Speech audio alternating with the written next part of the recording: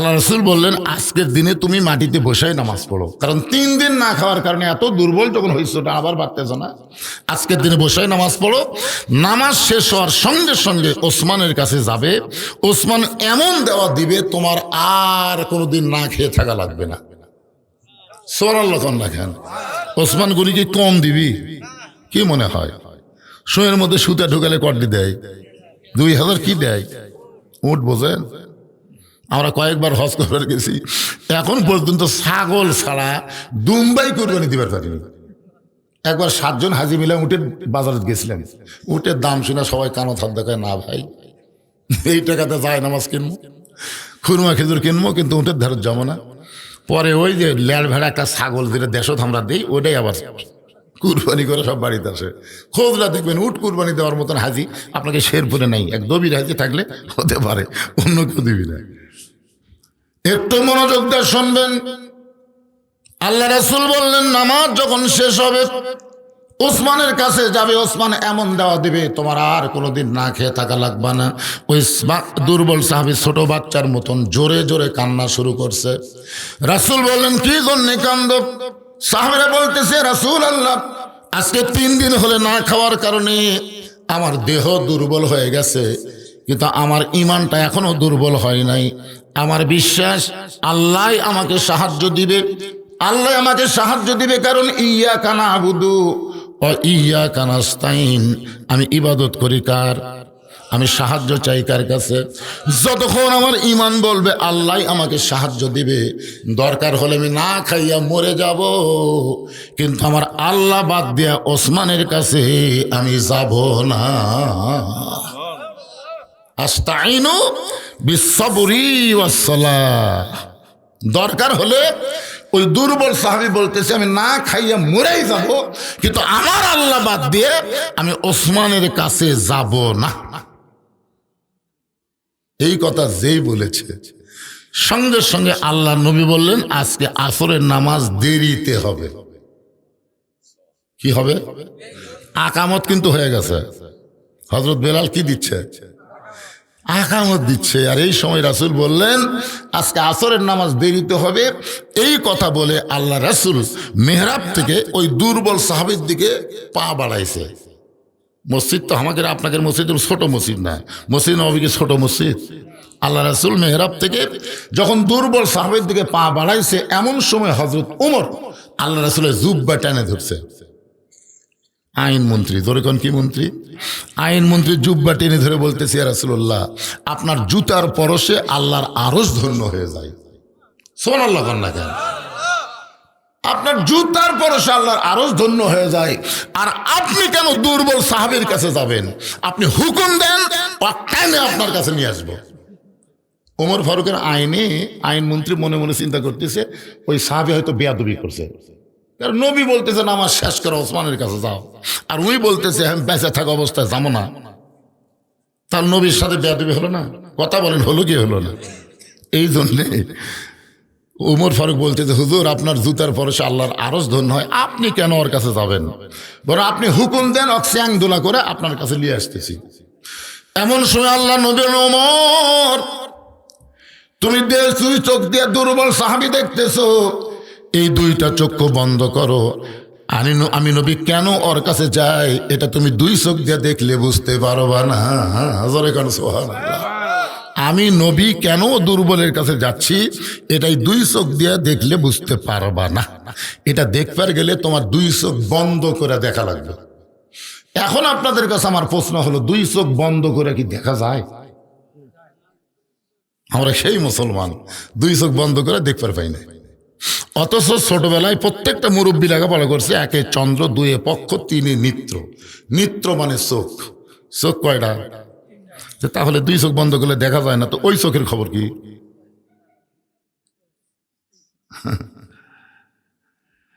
আরে আমাদের ওই চক্ষু বন্ধ হওয়ার কারণেই আমরা দুনিয়ার পাগল হয়ে গেছি। এই 2 চোখের সাথে যদি ওই চোখটাও থাকতো তাহলে আমরা দুনিয়ার এত পাগল হতাম না। 3 তলা 4 তলা বাড়ির দিকে না তাকায়া আমরা বারবার কবরের দিকে তাকাতাম। ধরে কোন কথা ঠিক কিনা? আপনাদের এই বড় পুকুরে কি গোরস্থান আছে? হায় হায়, হ্যাঁ, খুব খেয়াল করবেন। রাসূল বলেছেন ইত্তাকু ফিরাসাতাল মুমিনিনা ফাইন্নাহু ইয়ানজুরু বিনূরিল্লাহ। তোমার এই দুই চোখ দিয়ে দেখতে গেলে লাইটের আলো লাগবে, চন্দ্রের আলো লাগবে, সূর্যের আলো লাগবে। যদি আলো না থাকে তুমি বলবে দেখা যায় না, তাই বলবে না?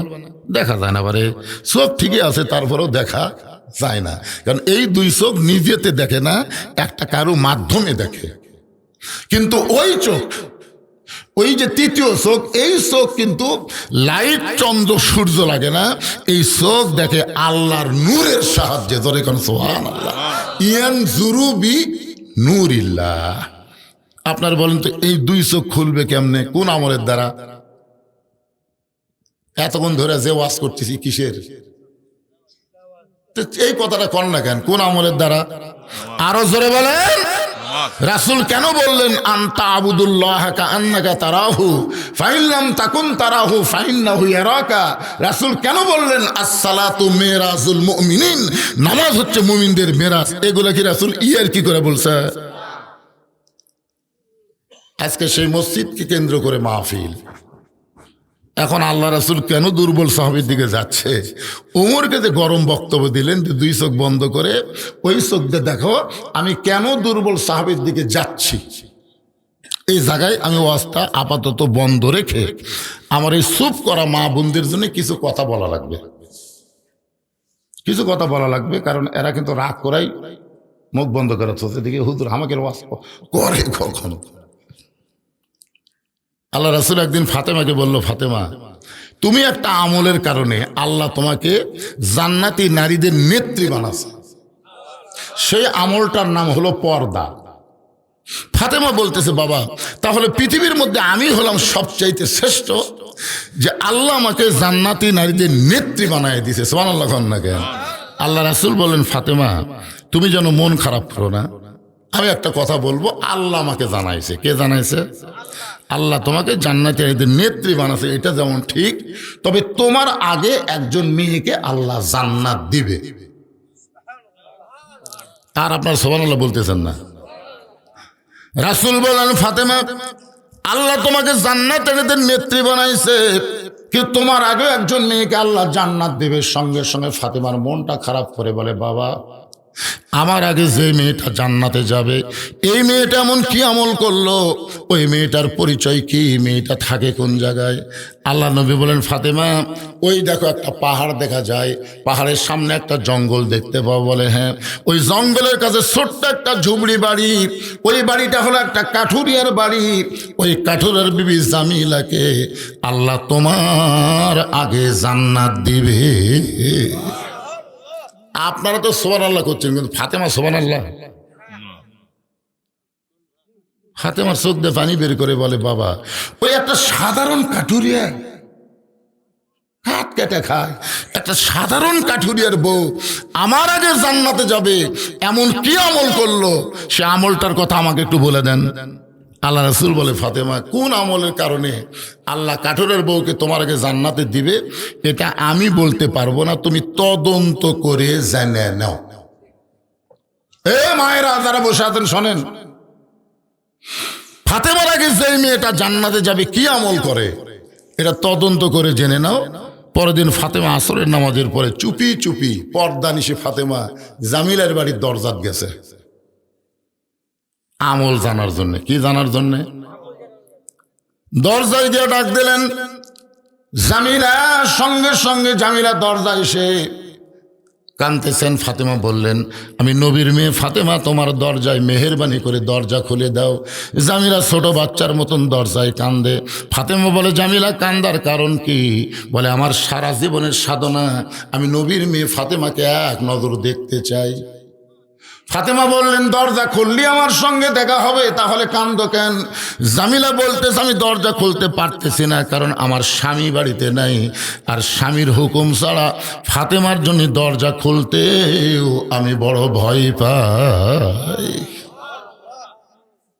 ফাতেমা চমকে উঠছে, ওরে বাবা রে, একটা মেয়ের সাথে একটা মেয়ে দেখা করবে, এখানেও বলে স্বামীর হুকুম লাগবে, আর সেই মেয়ে কি সাধারণ মেয়ে? যে মেয়েটা দরজার এপারে দাঁড়িয়ে জামিলাকে ডাকতেছে, আপনার বলেন সেই মেয়ে কি সাধারণ মেয়ে? তাহলে নবীর মেয়ে ফাতেমার সঙ্গে দেখা করতে গেলে স্বামীর হুকুম ছাড়া দেখা করা যায় না। এই মেয়েটা কি এটা আমাকে জানাই লাগবে। ফাতেমার আগ্রহ আর বেড়ে গেছে। জামিলা বলতেছে মন খারাপ করেন না, আজকের মতো আপনি ফেরত যান, আগামীকাল এই সময় আসা মাত্রই আমি দরজা খুলে দিব, আমার সঙ্গে আপনার দেখা হবে। কারণ আমার স্বামী রাত্রেবেলা বাড়িতে আসবে কাঠ বিক্রি করে, আমি স্বামীর কাছ থেকে হুকুম নিব, আগামীকাল এই সময় আসেন, দরজা খুলে দিব। ফাতেমা বললেন অবশ্যই আসবো ইনশাআল্লাহ। চলে আসলেন বাড়িতে। পরের দিন আসরের নামাজের পরে ফাতেমা যখন আবার জামিলার বাড়ির দিকে রওনা দেয়, এমন সময় ফাতেমার ছোট ছেলে হোসাইন সামনে দাঁড়ায় বলে, মা গতকাল অনেক বেলা অনেকক্ষণ আপনাকে খুঁজেছি মা, অনেকক্ষণ পর্যন্ত খুঁজেছি, কিন্তু আপনাকে বাড়িতে পাই নাই। গতকাল এই সময় কোথায় গেছিলেন, আজকেও কোথায় যাবেন?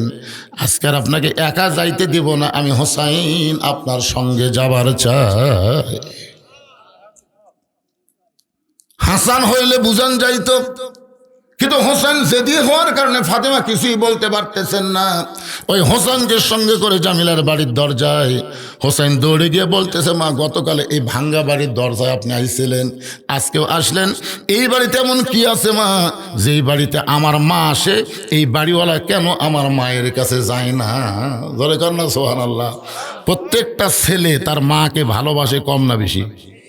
যে আমার মা এই ভাঙ্গা বাড়ির দরজায় গতকাল আইসে, আজকেও আইলো, এমন কি আছে এই বাড়িতে, আমার মা কেন আসে?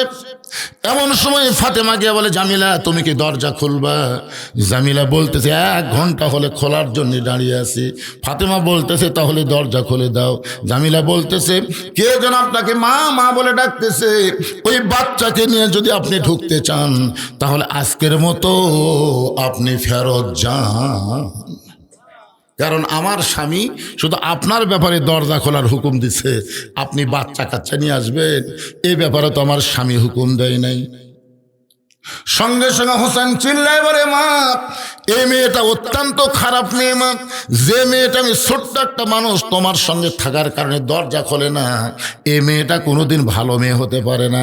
এমন সময় ফাতেমা হোসেনকে কোলে নিয়ে কপালে একটা চুমু দিয়ে বলে, বাবু তুমি ছোট্ট মানুষ, তুমি বলতে তো খারাপ মেয়ে, অথচ তোমার নানা বলেছে ওই মেয়েটা তোমার মায়ের আগে আল্লাহর জান্নাতে যাবে।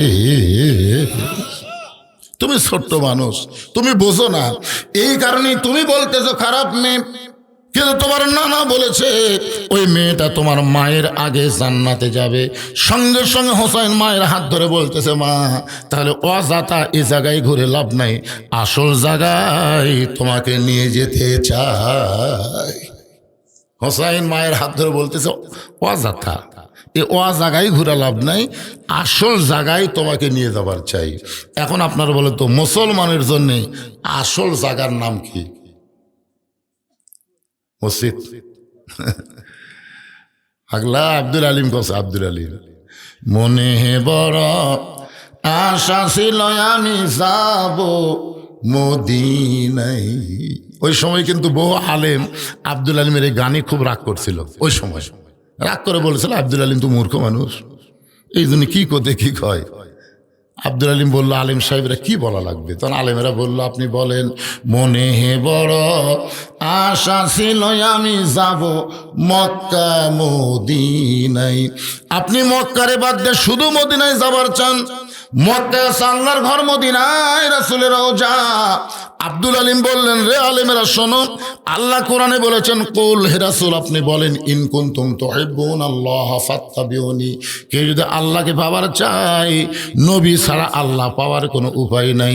মদিনার মানুষটাকে যদি হাত করতে পারো, মদিনার মানুষটার আদর্শ যদি অনুসরণ করতে পারো, তাহলে শুধু মক্কা না, মক্কার মালিক আল্লাহ পর্যন্ত তোমার হয়ে যাবে।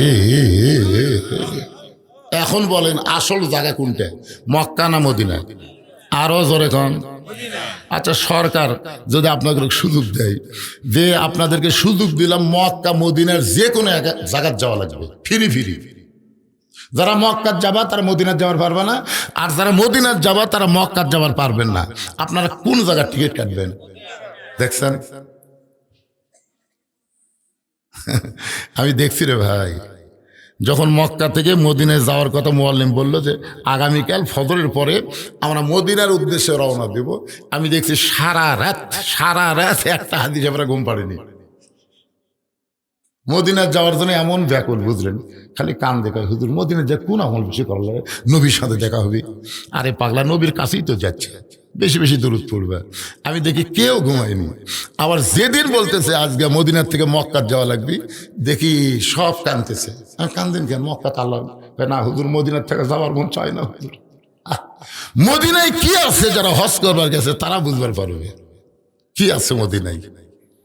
রাসূল যখন মদিনায় ছিল তখন মক্কার কাফেরেরা কাবা ঘরের মধ্যে 360টা মূর্তি ঢুকেছে। জোরে কোন কথা ঠিক কিনা? যখন রাসূল মক্কা বিজয় করলেন, কাবা ঘরের ভিতর থেকে মূর্তিগুলো বের করে যখন ভাঙতেছিলেন, সাহাবেরা বললেন, ইয়া রাসূলুল্লাহ, আল্লাহর ঘর, অথচ কাফেরেরা মূর্তি ঢুকালো, আল্লাহ কি করলো? আল্লাহ নবী বললেন, সাহাবেরা শোনো, আল্লাহর ঘর নিরাপদ তখনই থাকবে যখন আল্লাহওয়ালারা আল্লাহর ঘরের কাছে থাকবে। আল্লাহওয়ালারা না থাকলে আল্লাহর ঘরের মধ্যে কুত্তা ঢুকবে, আল্লাহর ঘরের মধ্যে গরু ঢুকবে। জোরে কোন কথা ঠিক কথা কন না? যদি আপনাকে এলাকায় মুসল্লি না থাকে, মসজিদ টাইস করা, আমি দেখছি আক্কেলপুরে এক মসজিদের মধ্যে আসরা পড়বার যায়, মসজিদে টাইসের উপরে হাত দিয়ে দেখলাম ধুলে। কে রে মুয়াজ্জিন সাহেব, ধুলে কেন? এই যে ধুলে, হুজুর আজান দিয়ে আকামত দিয়ে কেউ আসে না, খামাকে ঝাড় দিয়ে কি হইবে? আজান দিয়ে আকামত দিয়ে কেউ আসে না, আমি সেই জন্য ঝাড়িও দিই না। আপনি দেখেন আমার জায়গার ধুলে নেই, গামছার 2 বাড়ি মারে আল্লাহ আকবার নামাজ পড়ে চলে যায়। তাই আমি বললাম, তাহলে মসজিদকে ঝাড় দাও না? ওই নামাজের দিন দেই হুজুর, নামাজের দিন। নামাজের দিন কোনটা? বলে আক্কের উপর লোকেরা জুমার দিন নামাজের দিন কয়, ওই এক উক্ত নামাজ ছাড়া আর নামাজ পড়ে না। আল্লাহ কোরআনে বলেছেন, ফাওয়াইলুল লিল মুসাল্লিন, যারা জুমার দিন শেষে এসে আগে যায় এরা আল্লাহর মুসল্লি না, এরা হলো শয়তান। ধরে বলে এরা কি? এরা হলো শয়তান। হোসাইন মায়ের হাত ধরে টেনে টেনে আল্লাহর নবীর কাছে নিয়ে আইছে। ফাতেমা বলতেছে, বাবা আমার কোনো দোষ নাই, আমি প্রথম দিন গেছি স্বামী না থাকার কারণে দরজা খোলে নাই, আমি দ্বিতীয় দিন গেলাম হোসাইন সঙ্গে থাকার কারণে দরজা খুললো না, আরো 10 দিন যাবো বাবা, কিন্তু এই হোসাইন আমাকে আপনার কাছে নিয়ে আইছে, আমার কোনো দোষ নাই, আমার কোনো দোষ নাই। কোন আমলের কারণে? ওই কাঠুরের বউ জামিলা আমার আগে জান্নাতে যাবে, এটা আমি জানবার চাই, দরকার হলে কয়বার যাব। কিন্তু এই হোসাইন সব নষ্ট করছে। হাত ধরে আপনার কাছে নিয়ে আইছে, আমার কোনো দোষ নাই। সঙ্গে সঙ্গে হোসাইন মায়ের হাতটা ছাইড়া দিয়ে এক দৌড়ে গিয়ে নানার হাত ধরে বলে, নানা, আমার যেই মাকে আপনি কাঠুরার বাড়ির দরজাত পাঠালেন, আপনি কি আমার মারে চিনেন? ও নানা, আপনি কি আমার মারে চিনেন? নানা গো, আপনার কাছে আমার প্রশ্ন হলো, আপনার মা আর আমার মা, এই 2 জনের মধ্যে কার মার দাম বেশি? আপনি যদি আপনার মারে পাঠাইতেন আমার কোনো আপত্তি ছিল না, কারণ আপনি একদিন বলেছেন আমার মা জান্নাত পাবে কি পাবে না তার কোনো গ্যারান্টি নাই। কিন্তু হোসেনের মা ফাতেমা শুধু জান্নাত পাবে না, জান্নাতি নারীদের নেত্রী হবে। যেই হোসেনের মা জান্নাতি নারীদের নেত্রী হবে, তাকে আপনি পাঠাছেন একটা কাঠুরের বইয়ের দরজাত। আপনি আর মা চিনেন? ওরে বাবা রে! আল্লাহ রাসূল বলে, হোসাইন তুই কি বলবার স্যার? হোসাইন বলতেছে, কোন আমলের কারণে ওই কাঠুরের বউ জামিল আমার মায়ের আগে জান্নাতে যাবে, এটা যতক্ষণ আপনি না বলবেন আপনার হাত আমি ছাড়বো না। দেখি তো কি করেন। নবীর হাত এভাবে চাপিয়ে ধরে বুকের মধ্যে তুলছে, জেদি বেশি, বুঝলেন না? সঙ্গে সঙ্গে আল্লাহ নবীর আগে, আলী রে, কে রে আলী? আলী দৌড়াইছে, হুজুর আমারে ডাকলেন কেন? দেখ তোর বেটা যেভাবে আমার হাত চাপে ধরছে। হোসেন বলতে, আলী বলতে যায়, হোসেন এই নানার হাত ছেড়ে দাও। হোসেন বলতেছে, আব্বা আপনি জানেন কি কাম করছে? আমার মাকে কাঠুরের বউয়ের বাড়ির দরজা পাঠাছে আর বলেছে ওই কাঠুরের বউ নাকি আমার মায়ের আগে জান্নাতে যাবে। আপনি বলেন এটা কি নানা ঠিক করছে? আলী বলতেছে, আরো জোরে ধর, আরো জোরে ধর। নবী বলতেছে, হাত ছাড়ানোর জন্য তো ডাকলাম আর তুই আরো জোরে ধরতে পারিস কেন? আলী বলতেছে, হুজুর আপনি এই কথা মেয়ে মানুষ বলবার গেলেন কেন? কে আগে জান্নাতে যাবে এটা পুরুষকে বলেন। আবু বকর আগে যাবে, তারপরে উমর যাবে, তারপরে ওসমান যাবে, তারপরে আলী যাবে। আমরা মরদ মানুষের বিশ্বাস হলো জান্নাত পালি হলো, আগে কি আর পরে কি পালি হলো। জোরে কোন কথা ঠিক কিনা? এইটা মেয়ে মানুষ কবার গেছেন কেন? আপনি জানেন মেয়ে মানুষ কি জাত? সোনাল্লাহ কন্যা কেন? হয়তো আলী নবীকে বলতেছে এইটা মেয়ে মানুষকে কেন বলবার গেলেন? আল্লাহ রসুল বলে, আলী একদিন তোমাকে নিষেধ করেছিলাম, আজকে তোমাকে বলার হুকুম দিয়ে দিলাম। ধরে কারণ সুবহানাল্লাহ। ফাতেমা বলে, স্বামী গো, আমার বাবা একদিন আপনাকে বলতে নিষেধ করেছিল, আজকে বলার হুকুম দিল, বলেন তো বিষয়টা কি? আলী বলতেছে, কোন আমলের কারণে জামিলা তোমার আগে জান্নাতে যাবে ওটা আল্লাহর নবীও জানি, আমিও জানি। ফাতেমা বলতেছে, আপনি জানেন তো আমাকে বলেননি কেন? বলা নিষেধ, তোমার বাবাই আমাকে নিষেধ করছে। তোমার বাবাই বলেছে আনা মাদিনাতুল ইলমে ওয়া আলী ও বাবুহা, আমি হচ্ছে এলেমের শহর, আলী হচ্ছে তার দরওয়াজা। তোমার বাবার মধ্যে যত এলেম আছে আমার দরজা দিয়ে সে এলেম দুনিয়াতে প্রকাশ পাবে। ধরে কেন সুবহানাল্লাহ। কিন্তু এখন শহরে যদি নিষেধ করে আমি দরজা কেমনি খুলবো? রাসূল বলেন, আলী আজকে বলে দাও, হোসেন যেভাবে আমার হাত ধরে আছে বলে দাও, বলে দাও। এবার হযরত আলী বলতে, ফাতেমা তাহলে শোনো, কোন আমলের কারণে কাঠুরেরও জামিলা তোমার আগে জান্নাতে যাবে এইটা যদি শুনবার চাও তাহলে তোমাকে ধৈর্য ধারণ করা লাগবে। কারণ একজন মেয়ের কাছে আর একজন মেয়ের প্রশংসা করলে মেয়েরা ধৈর্য ধরতে পারে। করে দেখছেন কোন দিন? আমি একদিন আমার বইয়ের কাছে খালি বলছি, আল্লাহ যদি আমাকে জান্নাতে হুর দেয়, হুরের চোখ হবে এইরকম, মুখ হবে এইরকম, মানে হুরের কথা বলতেছি কোরআন থেকে। আর বউ দেখি বালুচ বগলের মধ্যে লিয়ে বের হয়ে যাচ্ছে। এখন কোথায় যাও? হুরুকলিয়া থাকে না, আমার কি দরকার? আমি সেই দিন থেকে তওবা করছি, কোনো মেয়ের প্রশংসা তো বইয়ের কাছে করাই যাবে না, এমনকি হুরের কথাও বলা যাবে না। তারা এত হিংসুক, বেহেশতের হুরকেও সতীন মনে করে। ধরে কথা কন না কেন ভাই? যান দেখেন কান ফেলে খালি শুনতেছে। আরে হিংসা হওয়া ভালো। স্বামী কোনো মেয়ের না হোক, প্রত্যেকটা মেয়ে এভাবে স্বামীকে ভালোবাসা দরকার। ধরে কিনা এমন ভালোবাসা দেন, বাহিরের একটা মেয়ের দিকেও আপনার স্বামী তাকাবে না, ঘরতে এসে আপনাকে দেখলে পাগল হয়ে যাবে। কিন্তু আপনার তো ঘরের মধ্যে পেতনি হয়ে থাকেন, মা বাইরকার গুলো কি সাজা গুজা ঘরে, বাড়িতে এসে দেখে এটি হলুদ ভেরাতেছে, এটি কালি ভেরাতেছে, কাপড় চোপড় ময়লা পড়ে আছে। কোনো জায়গার যখন যাবার চায় ভালো কাপড় বাইর করে পরে তার ঘরে যায়। আমি বলতেছি বাহিরে যখন যাবেন কালো বোরকা পরবেন, ভালো কাপড় পরবেন স্বামীর কাছে। ধরে কথা কন না কেন? কারণ মেয়েদেরকে শুধু একজনই দেখতে পারবে প্রাণ ভরে, তার নাম হলো স্বামী। স্বামী ছাড়া কোনো পরপুরুষ মেয়েদেরকে দেখতে পারবে? জোরে বলেন, পারবে? আলী বলতেছেন, ফাতেমা তাহলে শোনো, তোমার কি মনে আছে একদিন দুপুর বেলায় তুমি আমার সামনে কাঁদতেছিলে? আমি বললাম, ফাতেমা কান্দো কেন? ফাতেমা বলে, স্বামী গো, আপনি জানেন না আপনার হাসান হোসেন না খেয়ে কাঁদতে কাঁদতে ঘুমিয়ে গেছে। ঘুম থেকে ওঠার পরে খাবার বায়না করবে, গোটা বাড়ি তন্ন তন্ন করে খুঁজলাম, খাবার কিছুই নাই, আপনার পকেটের মধ্যেও পয়সা নাই। ওগো স্বামী, এই ওন্নাটা আপনাকে দিলাম, এই ওন্নাটা বিক্রি করে যে টাকা হবে সেই টাকা দিয়ে আজকের মতো হাসান হোসেনের জন্য খাবার নিয়ে আসেন। আলী বলতেছেন, ফাতেমা তুমি যখন ওন্নাখানা আমারে দিলে, আমি সঙ্গে সঙ্গে ওন্নাটা পকেটের মধ্যে নিয়ে বাজারের দিকে রওনা দিলাম। যখনই বাজারের মধ্যে গেলাম এমন সময় আমার মন বলতে, চালি রে, তুই ওন্না বিক্রি করে ওন্না যদি বের করে বিক্রি করতে চাস, আর খরিদ্দার যদি জিজ্ঞাসা করে এটা কার ওন্না, তুমি যদি বলো আমার বইয়ের ওন্না, তাহলে খরিদ্দার মনে মনে চিন্তা করবে যে ব্যক্তি বইয়ের জিনিস বেচা খায় সেই পুরুষ হলো দুর্বল পুরুষ। আপনার বলেন তো হযরত আলী দুর্বল না সবল? কদ্দুর সবল? আল্লাহ রাসূল বলেছেন, আলী ও আসাদুল্লাহিল গালিব, আলী এত সবল, আলী হচ্ছে আল্লাহর সিংহ। ধরে কোন সুবহানাল্লাহ।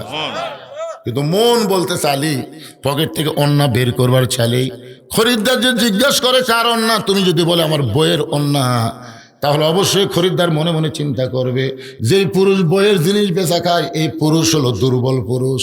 আলী বলে, ফাতেমা, আমি পকেট থেকে অন্যটা বের না করে বাজারের মধ্যে যখন ঘুরতেছিলাম কি করব, এমন সময় এক খরিদ্দার এসে আমার সামনে বলে, আলী ভাই, আপনি মনে হয় কিছু বিক্রি করবেন। আমি আলী চমকে গেলাম। আমি বিক্রি করব আল্লাহ ছাড়া কেউ জানে না। কিন্তু তাকে এদিকে খরিদ্দার ব্যাগটা আমার সামনে মেলে ধরেছে। আমি পকেট থেকে অন্য বের করে যখন ব্যাগের মধ্যে দিলাম, ওই খরিদ্দার একটা বারও ব্যাগের দিকে দেখলো না, বরং ব্যাগটার মুখ ধরে আমার হাতে 6টা দেরহাম দিয়ে খরিদ্দার কোথায় যেন চলে গেল। এমন সময় 6টা দেরহাম নিয়ে হযরত আলী খুব তড়িঘড়ি করে খাবার দোকানে গিয়ে বললাম, দোকানদার ভাই, এই 6টা দেরহামের যে খাবার হবে সেই খাবারটা টোপলা করে আমারে দাও। আমার হাসান হোসাইন না খাইয়া কানতে কানতে ঘুমায় গেছে। ঘুম থেকে চেতন পাইলি তারা খাবার বায়না করবে। দোকানদার তাড়াতাড়ি করে 6টা দেরহামের একটা টোপলা খাবার যখন হযরত আলীর হাতে দিবে, আলী পকেট থেকে 6টা দেরহাম বের করে যখন দোকানদারকে দিবেন, এমন সময় এক ফকির এসে কান্দার বলে, আলী ভাই, আমার বাড়িতে আজকে কয়েকদিন হলে খাবার নাই, যদি পারেন তাহলে আল্লাহর হস্তে আমাকে একটু সাহায্য করেন। আলী বলেন, ফাতেমা, আমার এত রাগ হয়ে গেল, আমি 6টা দেরহাম দিয়ে খাবার টোপলা নিব, এমন সময় ফকির আমার সামনে দাঁড়াইছে পাওয়ার জন্যে। এমন সময় আল্লাহর কোরআন বললেন, আম্মা সাইলা ফালা তানহার, আলী রে, সাইলকারীর সঙ্গে খারাপ ব্যবহার করিস না। আমি 6টা দেরহাম থেকে একটা দেরহাম যখন ফকিরকে দিবার চাই, এমন সময় আল্লাহর কোরআন বলতেছে, ওয়ামা তুনফিকু মিন শাইইন ফি সাবিলিল্লাহি ওয়াফা ইলাইকুম ওয়া আনতুম লা তুজলামুন।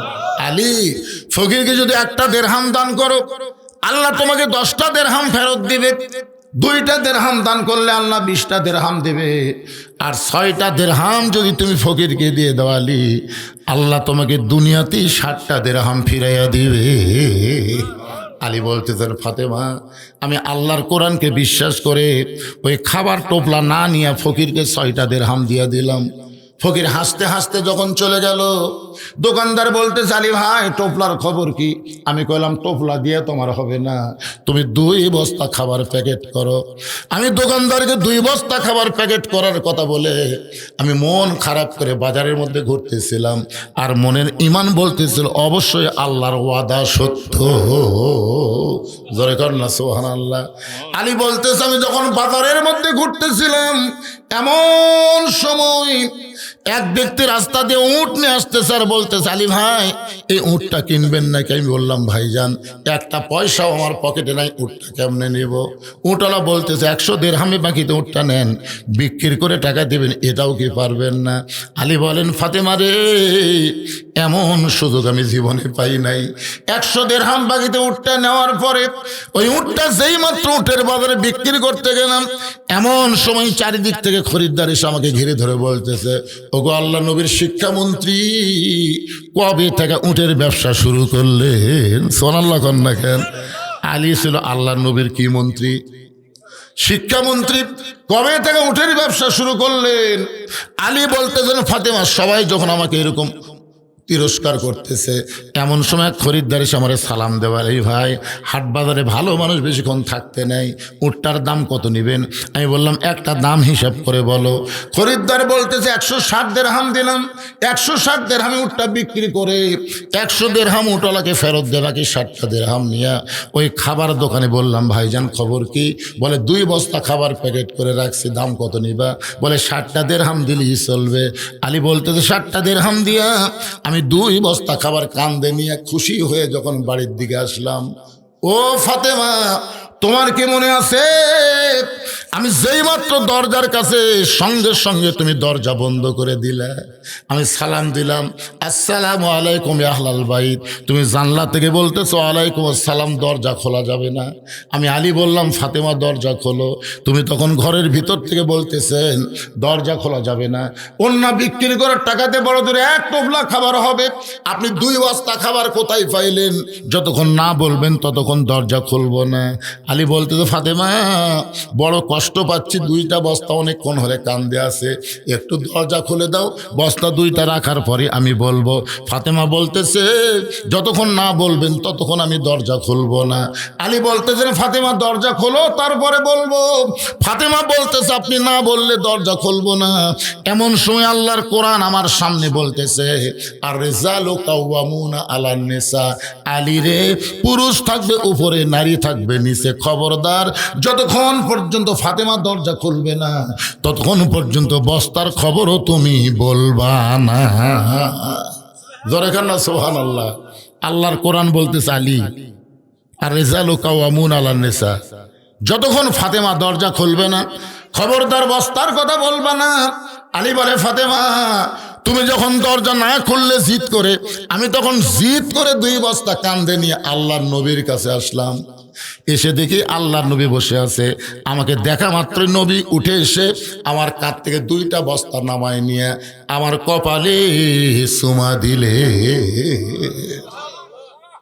আমার মুখটা ভার দেখে রাসূল বলে আলী আমি বসে থাকা মানুষ উঠে এসে তোমার কাঁধ থেকে 2 বস্তা নামাই নিলাম, তোমার কপালে চুমা দিলাম, তারপরেও তোমার মুখে হাসি নাই।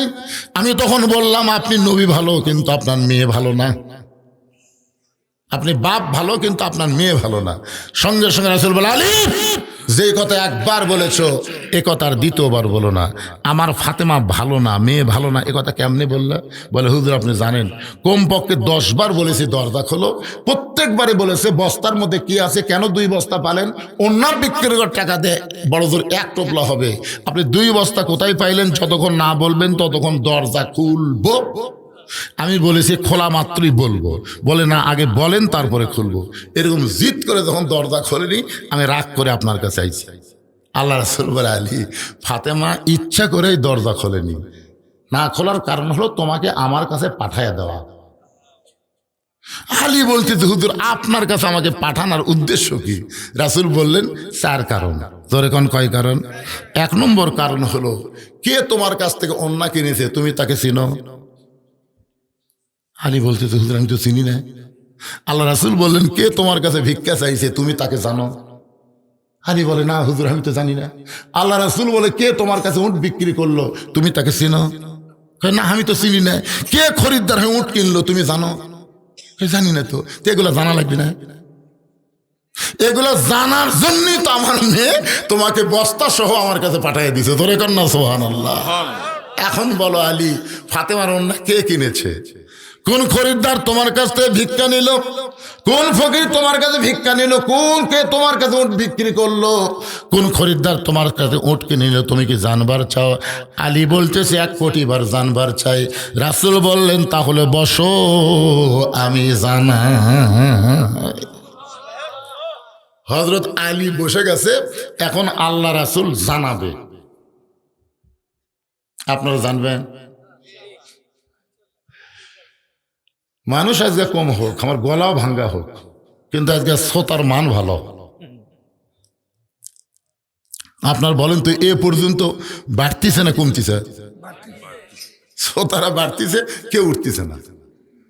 মানে আলীও বসে গেছে, না শোনা পর্যন্ত উঠবে না। আপনারাও বসে থাকেন, শুনবেন না? মাশাআল্লাহ দরজা পর্যন্ত বসে গেছে পারে। আমি আপনাদের বলবো, রাসূলও বলবেন, আলীও জানবে, আমরাও জানবো কোন খরিদ্দার ফাতেমার অন্যা কিনলো, কোন ফকির আলীর কাছে ভিক্ষা নিল, কে আবার উট বিক্রি করলো, আবার খরিদ্দার হয়ে কে উট কিনলো। রাসূল আলীকে জানাবে, আমরাও জানবো ইনশাআল্লাহ। আমার মায়েরাও ধৈর্য নিয়ে বসে আছেন। তবে মসজিদের জন্য 10টা মিনিট আমি একটু আপনাদের কাছে হাত বাড়াবো। এ আল্লাহর ঘরের উদ্যোগে, আল্লাহর ঘরের উন্নয়ন কল্পে মাহফিল।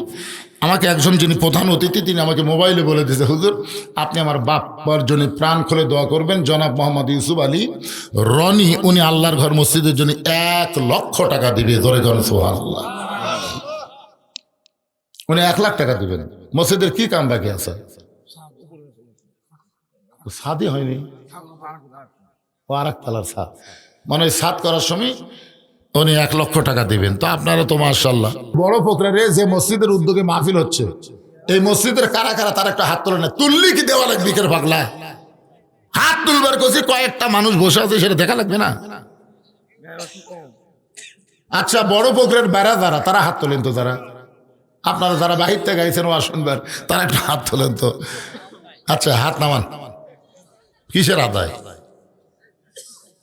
প্রত্যেক পাড়ায় পাড়ায় মসজিদ আছে না নাই? তা আপনাকে মসজিদে আপনারা দিবেন, এর দেয়ালে বিঘা।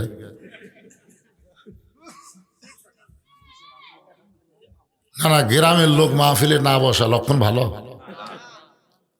এরা খালি তবারক পাকাচ্ছে। আমি আবার এই 42 বছরের ওয়াজের জীবনে প্রথম শুনলাম যে তবারকের সাথে আবার ডিমও দিচ্ছে। আমি কোনোদিনও শুনিনি যে তবারকের সাথে ডিম দেয়।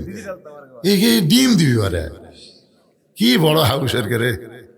এইগুলা করবার দেয় ওরা, সব ওটি আটকে আছে। বাজান এখন আদায় হয়ে বাজান, এ তবারক ছেড়ে চলে আসো। হ্যাঁ, আপনারা যারা বাহির থেকে এসেছেন, এই গ্রামের অনেকে জামাই হতে পারেন, গ্রামের বিয়ে হতে পারেন, গ্রামের আত্মীয় হতে পারেন, এই গ্রামের মানুষদেরকে ভালোবাসেন। এরা বড় আশা করেছে আপনাদেরকে দাওয়াত দিয়ে মাহফিল করতেছে। এই জন্য আপনারা একটু আল্লাহর রাস্তায় দিবেন।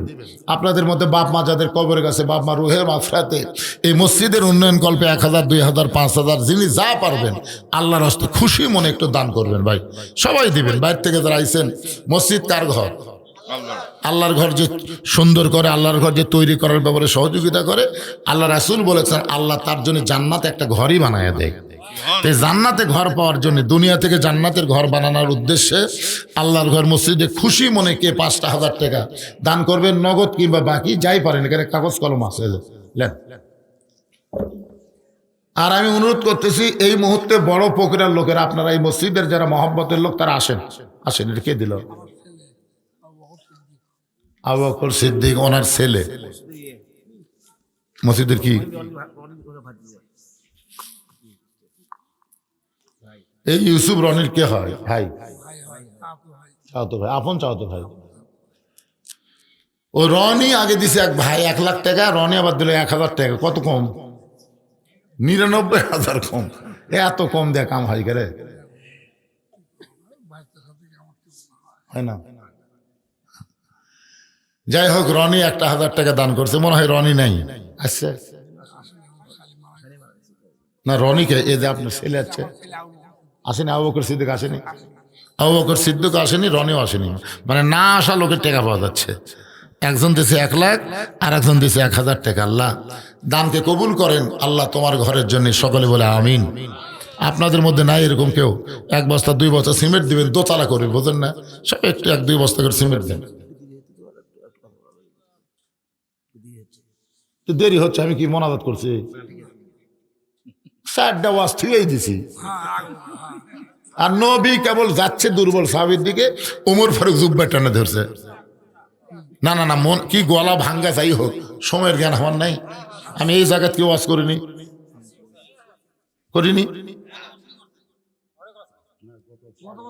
গত বছর, আগত বছর। তো যাই হোক, আমি তো ঘড়ি দেখে ওয়াজ করি না, কিন্তু আজকে বুঝতেছেন আমার গলার সাথে সাথে মাইকও দুটো এক হয়ে গেছে।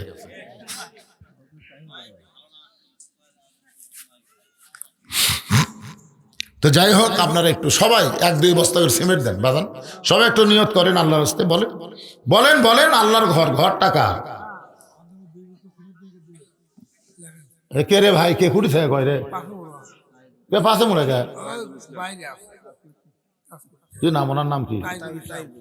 তাইজুল ইসলাম। আল্লাহর ঘরের জন্য 2 বস্তা সিমেন্ট। জোরে বলেন মারহাবা। বাপ মা আপনজন যদি কবরে যায়, এই দানের ওসিলায় আল্লাহ তার বাপ মার কবরকে জান্নাতের টুকরা বানায় দেখ। জোরে কর আমিন। আজকের এই মাহফিলের সভাপতির দায়িত্বে কে আছেন? এই মাহফিলের এই গ্রামের বাড়ি কৃষক 1 লাখ লেওয়া লিখবি। ওই গ্রামে মসজিদ নাই, দলসার মসজিদ নাই। এরকম জোর জবস্তি করে যেটা লেয় তার নাম হলো সাদা। তার নাম কি দিব না? এটার নাম হলো সাদা। আর দান হচ্ছে আপন ইচ্ছাই যেটা জবান থেকে আসবে সেটাই দান। কথাটা বুঝলেন? আমরা কি দান নেব না চাঁদা নেব? তো আমার ভাইদানের কাছে আমি দান চাচ্ছি, চাঁদা না। খুশি মনে যা দিবেন তাই। আলহাজ মোহাম্মদ জামাল উদ্দিন পরামানিক আজকে তাকে সম্মান দিয়েছে আল্লাহর পক্ষ থেকে। তো ইজ্জমান তাশা, সম্মান দেওয়ার মালিককে সভাপতির সম্মান দেওয়া হয়েছে। দেখি খুশি মনে আপনি যা বলবেন বলেন। মাশাআল্লাহ, উনি খুশি মনে আল্লাহর ঘরের জন্য 10,000 টাকা ধরে বলেন মারহাবা। এখানে সহসভাপতি 4, 2, 5 জনের নাম আছে, সহসভাপতি 5 জনের নাম।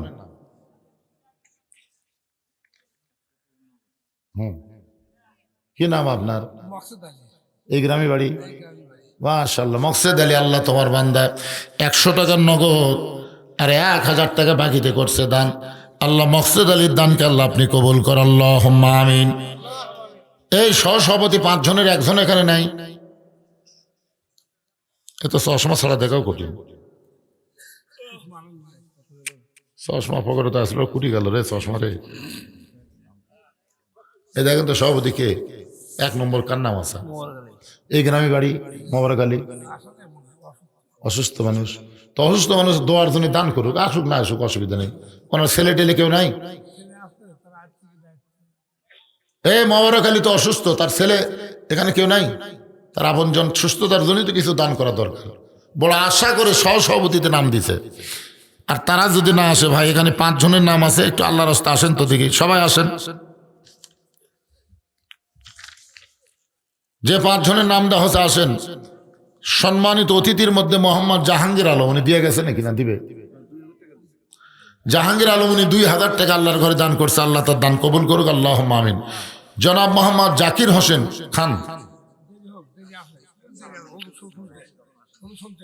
শোনেন অসুস্থ মানুষকে তুলে তো অত জিদ করেন না তো, খিচড়ির সাথে ওয়াজ। আমার তো শেষ হয়নি, আমি শেষ করছি, তাই ওইদিক তাড়াতাড়ি করেন যান। জাকির হোসেন খান, জাকির হোসেন খান আসছিল কি চেয়ারম্যান?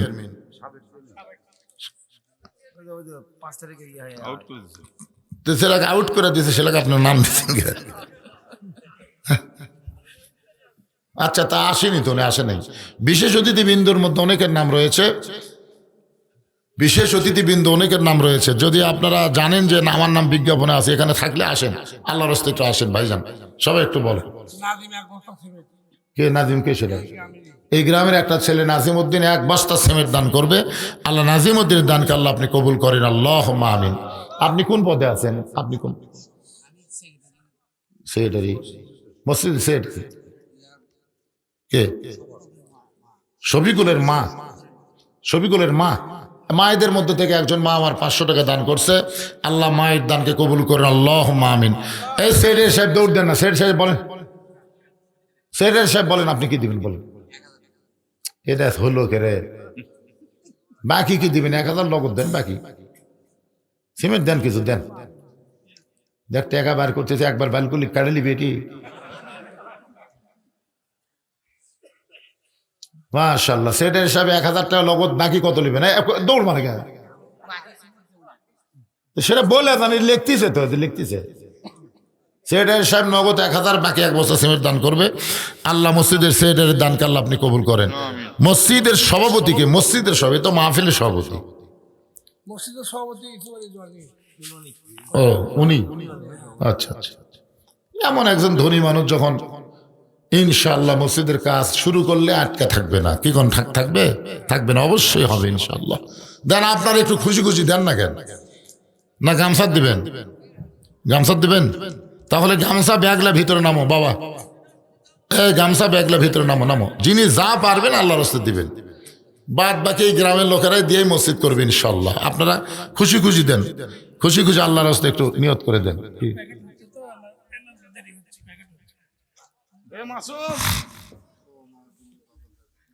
আপনার বাড়ি এই গ্রামে? কি নাম? মোহাম্মদ জাকারিয়া। বাপ মার জন্য? বাপা মারা গেছে? হ্যাঁ, বাপা মারা গেছে, বাপ মা দুইজনই কবরে চলে গেছে। বাপ মার রোহের মাগফিরাতের জন্য 1000 টাকা আল্লাহর ঘরে নগদে দান করছে। আল্লাহ বাপ মার কবরকে জান্নাতের টুকরা বানায় দেন, জোরে কোন আমিন। কেরে আমার মায়ের এই ব্যাগলা ঢোকে না কেরে? মাহফিল কমিটির লোকেরা কোথায়? ব্যাগলা ঢোকেন ভিতরে, ব্যাগ হোক গামছা হোক যেটা পারে সেটা ঢোকেন। আমার মায়ের আজকে অনেক দান করবে, মায়েদের যে ওয়াজ হয়েছে, মায়েদের কাছে যান। হ্যাঁ, মায়েদের দান নিয়ে আসেন, যান। বিশ্বস্ত লোককে মায়েদের কাছে পাঠায় দেন, যাকে তাকে পাঠাবেন না, টেকা লিয়ে যেন আর একদিকে না যায়। সে চেহারা নাই ভালো গ্রাম, আলহামদুলিল্লাহ আলহামদুলিল্লাহ। কিন্তু আপনাদের গ্রামের বড় পুকুর কোন জায়গায়? বেহেল থেকে বাড়ি করছে বড় পুকুর মুজাহিদে বাড়ি করতেছে। মাসুদ রানা মাশাআল্লাহ, আজকের মাহফিলে একজন বিশেষ অতিথি পাওয়া গেল, মাসুদ রানা। 1000 টাকা দান করছে। আল্লাহ মাসুদ রানার দানকে আল্লাহ কবুল করেন, আল্লাহুম্মা আমিন। এর বিশেষ অতিথি আর নাই। আপনারা এখন থেকে বিজ্ঞাপনের অতিথি করবার গেলে আগে টাকা লিয়া তারপরে নাম দিবেন। এই নাম দিয়ে পরে টাকা আর পাবেন না। কাম বানাচ্ছে মসজিদের মতো কাম বানাচ্ছে করছে সেটা আমাকে ইশারা দিবেন না, আমি আবল তাবল বকতেছি। আগেই কাম বানাচ্ছে তো, তাহলে আগে যদি বানিয়ে থাকে মাশাআল্লাহ তাহলে হয়ে গেছে ভাই।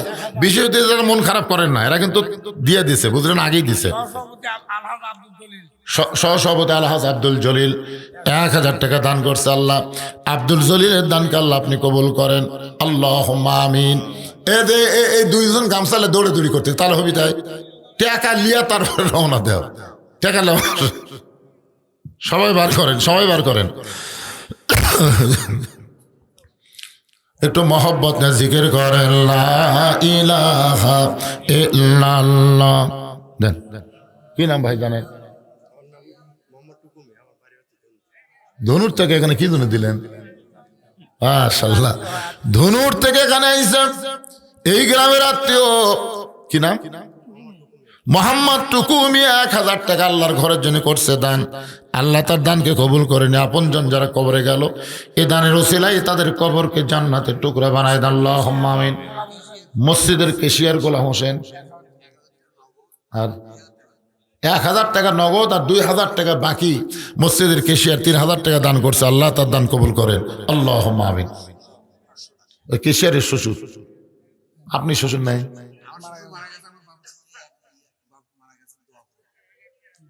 এই কেশিয়ারের শ্বশুর আবার 500 টাকা দান করছে, আল্লাহ কবুল করেন। আর একজন 50 টাকা দান করছে, আল্লাহ কবুল। মসজিদের সাবেক সেক্রেটারি আলহাজ মোজাম হোসেন 1000 টাকা দান করছে, আল্লাহ তার দান কবুল করুক, আল্লাহুম্মা আমিন। কেরে গামছার আদায় শেষ হলো?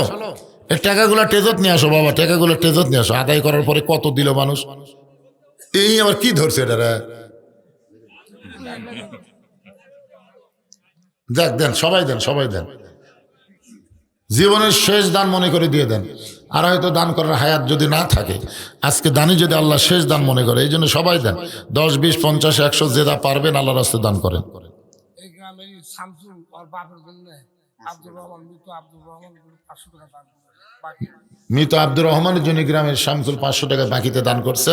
আল্লাহ বাবার কবরকে জান্নাতের টুকরা বানায় দেখ, আল্লাহুম্মা আমিন। এরকম নগদ যদি না থাকে আপনার বাকি লেগে দেন, পরে দিবেন। মসজিদের কাজ চলমান আছে তো সবাই দিবেন ইনশাল্লাহ।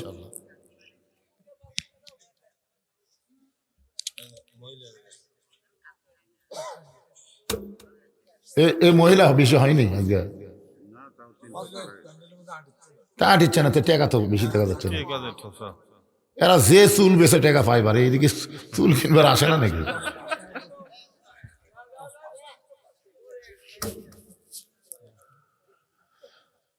একটু মহব্বত নিয়ে জিকির করেন, লা ইলাহা ইল্লাল্লাহ, লা ইলাহা ইল্লাল্লাহ,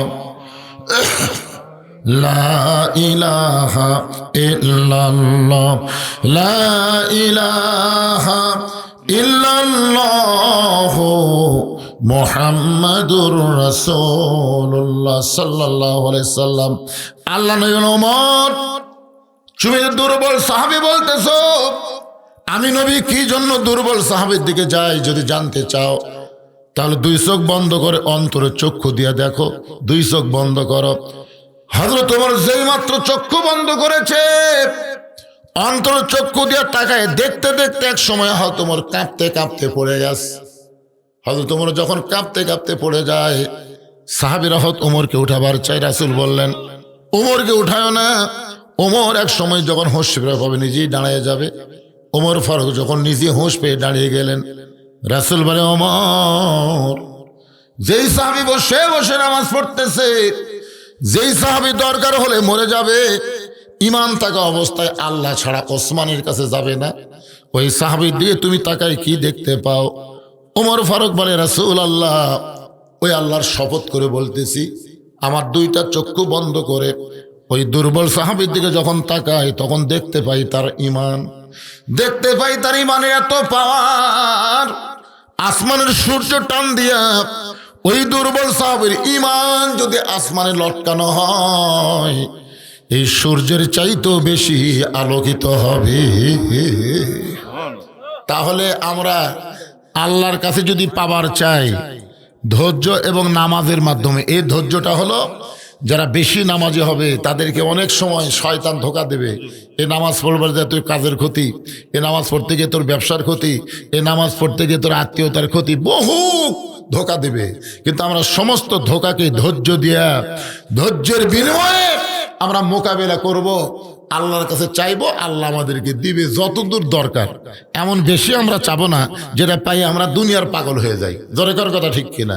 আমরা এমন কিছু চাই যে হালাল রুজি ভক্ষণ করে আল্লাহর পথে যেন সুন্দরভাবে চলতে পারি, আল্লাহ যেন কবুল করে। সকলে বলে আমিন। রাসূল বলে আলী ফাতেমার পর্দাকে আল্লাহ এত পছন্দ করে, সেই ফাতেমার ওন্না দুনিয়ার কোনো খরিদ্দার কিনুক, এটা আল্লাহর পছন্দ হয় নাই। এই জন্য আল্লাহর জন্য ফেরেশতাকে খরিদ্দার বানায়া 6টা দিরহাম দিয়ে ফাতেমার ওন্না কিনে আল্লাহ ওন্নাটা জান্নাতের মধ্যে যত্ন করে রাইখা দিয়েছে। ওই ফেরেশতা ওন্না যখন জান্নাতের মধ্যে রাইখা আল্লাহর কাছে দাঁড়ায়, আল্লাহ বলে ফেরেশতা যে 6টা দিরহাম আলীকে দিলা সেই 6টা দিরহাম ফেরত নিয়ে আসো। ফেরেশতা বলে আল্লাহ এটা কেমন কথা? ওন্না বিক্রি করার টাকা দিয়া খাবার কিনবে হাসান হোসেনের জন্য, আর সেই টাকা আপনি ফেরত আনতে কেমনে বলেন? আল্লাহ বলেন লিয়াবলুয়াকুম আইয়ুকুম আহসানু আমালা। ফেরেশতারা রে, আমি আল্লাহ আজকে আলীর সুন্দর আমলের পরীক্ষা করব। আলী তার সন্তানকে বেশি ভালোবাসে না আল্লাহর কোরআনকে বেশি ভালোবাসে, এ পরীক্ষা আমি আল্লাহ করব। নবী বলেন আলী রে, ওই ফেরেশতাকে আল্লাহ ফকির বানায় তোমার কাছে পাঠায়।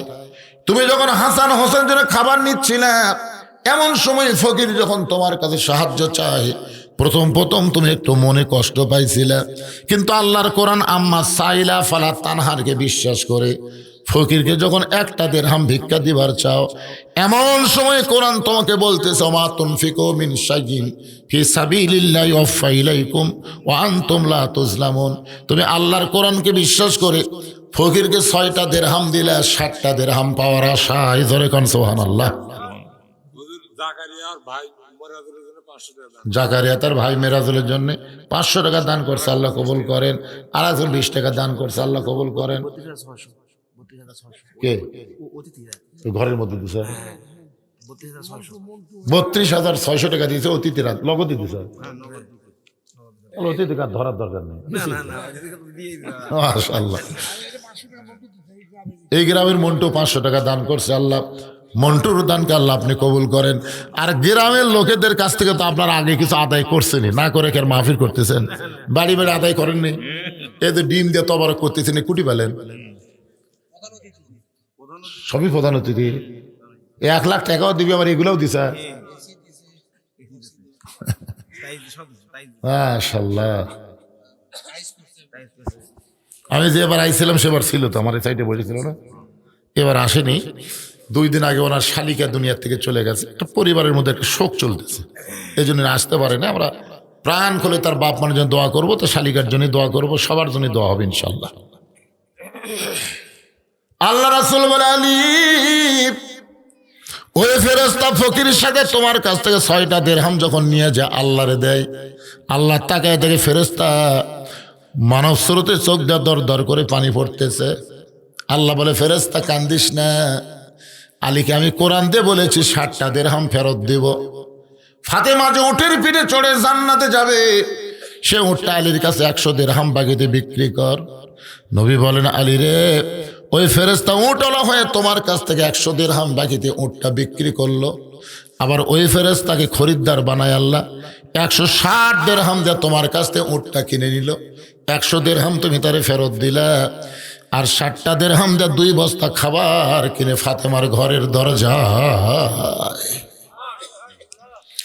এমন সময় ফাতেমা বলে স্বামী গো, এতক্ষণ পর্যন্ত দানের ওয়াজ করলেন, কিন্তু জামিলা আমার আগে জান্নাতে যাবে, এইটার কোনো ওয়াজ তো আপনি করলেন না।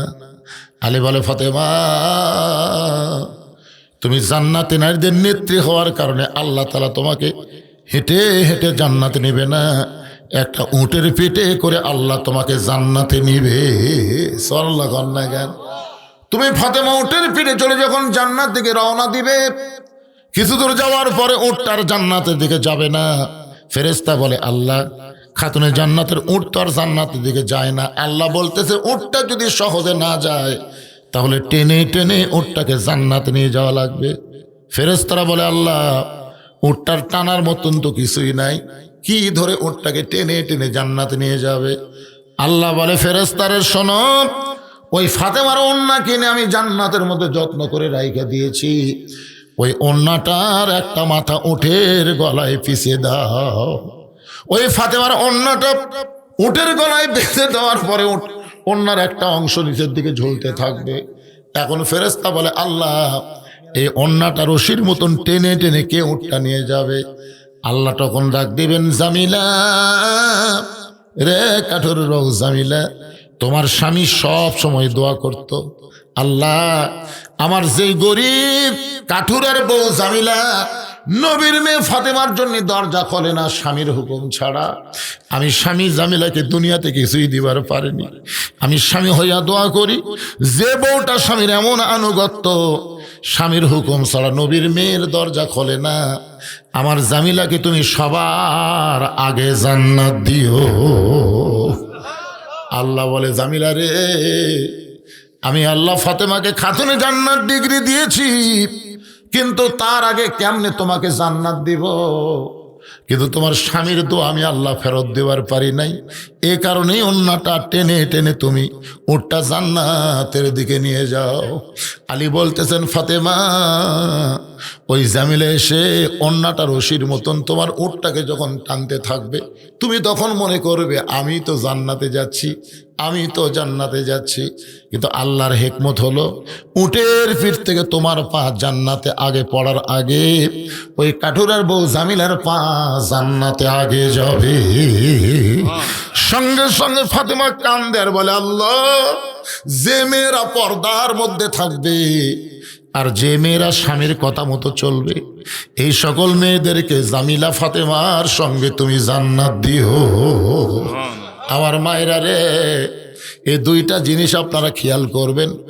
এক নম্বর হলো পর্দা, দুই নম্বর স্বামীর কথা মতো চলা। নামাজ রোজা যদি কমও হয়, নামাজ রোজা যদি কমও হয়, কারণ নামাজ রোজা কম হলেও আল্লাহ মাফ করে দিবে, কিন্তু পর্দা যদি কমজোরি হয় কোনো ইবাদত আল্লাহ কবুল করবে না। আর স্বামীরে খুশি না করলে তুমি জান্নাতের দরজা খুলতে পারবা না। আপনারা বলেন তো, মেয়েদের ওয়াজ হয়েছে? মাশাআল্লাহ, আমার মায়েরা আর হইসই করবি। আর শোনেন, আজকে যে ওয়াজ শুনলেন, মা পর্দার মধ্যে থাকবেন, স্বামীর কথা মতো চলবেন, 5 ওয়াক্ত নামাজ পড়বেন, রমজান মাসে রোজা করবেন, কি লাগে?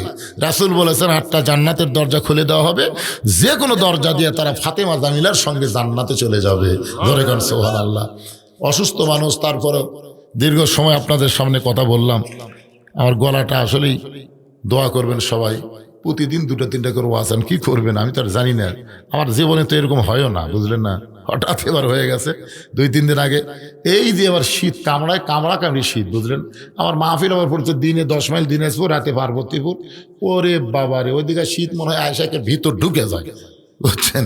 তো বয়স হয়ে গেছে, ডায়াবেটিসও আছে, এই শীতটা গলার মধ্যে ঢুকে কণ্ঠটা একটু ডাবে গেছে। আল্লাহ ইচ্ছা করলে যে কোনো মুহূর্তে কণ্ঠ ফেরত দেওয়ার পারে কি পারে না? জোরে করেন। অন্য কোনো বক্তা হলে এসে বলতে ভাই আমি পারলাম না, অল্প কিছু করে চলে যেত। কিন্তু আপনারা তো আমাকে চিনেন, জানেন, আমার জন্য প্রাণ করে দোয়া করবেন। এখানে একজন বললো, হুজুর আপনি এখানে আইছেন সাইকেল নিয়ে, আপনার মনে আসে? আরে আমি যে কি অবস্থায় ওয়াজ করছি ভাই, আপনাকে এলাকাত এত মাহফিল করছি এক সময়, তা আপনারা আমাকে কি দিয়েছেন ওটা আমি দেখিও নি। কিন্তু 2007 সালে যখন আমার সাহাবী অ্যাক্সিডেন্ট করে মারা গেল, আমিও ছিলাম সে গাড়ির মধ্যে। চিন্তা করলাম আমি যদি এখন মরে যেতাম তাহলে আমার বদরুশিদের কথা কে বলতো? কারণ তখন ফেসবুক ছিল না, ইউটিউব ছিল না, ওয়াজ যেখানে সেখানেই শেষ। তখন আমি চিন্তা করলাম যে আমি মরে গেলে আমার নাম যেন দুনিয়াতে মানুষ স্মরণ করে ভালো কিছুর মাধ্যমে। এই জন্যে আপনাকে দোয়ায় এখন গেলে আপনারা দেখবেন 235 শতক জায়গার ওপর এই মসজিদ মাদ্রাসা এতিমখানা নির্মাণ করেছে আল্লামা সাইদি হুজুরের নামে কমপ্লেক্স তৈরি করছি। এইগুলো করার পিছনে যে টাকা পয়সা আমি পৃথিবীর কারো কাছ থেকে এখন পর্যন্ত একটা টাকাও দান সদকা লেই না। সমস্ত টাকা হলো আপনার ওয়াজের পরে যে টাকা দেন এই টাকা নিয়ে 10 ভাগ করে 9 ভাগ আল্লাহ রসুলকে দিই, আর একটা ভাগ আমার পরিবারের জন্য খরচ করি। কারণ আমার কোনো বেটা লেটা কিছুই নেই, আমার 3 মেয়ে। অনেকে বলে যা করবি কামাই সব খাবি জামাই, কিন্তু এখন আমার ওখানে দাওয়াত দিবের যায় তারাই বলে যা করবি কামাই সব খাবি মসজিদ মাদ্রাসায় এতিমখানায়। আল্লাহ তাআলা শারীরিক সুস্থ না দিলে আমার এই এতিমখানা কেমনে চলবে ভাই? এই জন্য সবাই একটু প্রাণ খুলে দোয়া করবেন। দোয়ার দরকার আছে না নাই? সবাই আপনাদের জন্য আমি দোয়া করি, আপনারা আমার জন্য দোয়া করবেন। সকলে ইস্তেগফার পড়ে আস্তাগফিরুল্লাহ রব্বি মিন কুল্লি জামবি ওয়া তুবু ইলাই, আস্তাগফিরুল্লাহ রব্বি মিন কুল্লি জামবি ওয়া তুবু ইলাই, লা হাওলা ওয়ালা কুওয়াতা ইল্লা বিল্লাহিল আলিয়্যিল আযীম। আল্লাহুম্মা সাল্লি আলা মুহাম্মাদ, আল্লাহুম্মা বারিক আলা মুহাম্মাদ। আপনি কিছু বলবেন? দোয়া করে দেব। আল্লাহুম্মা আমিন।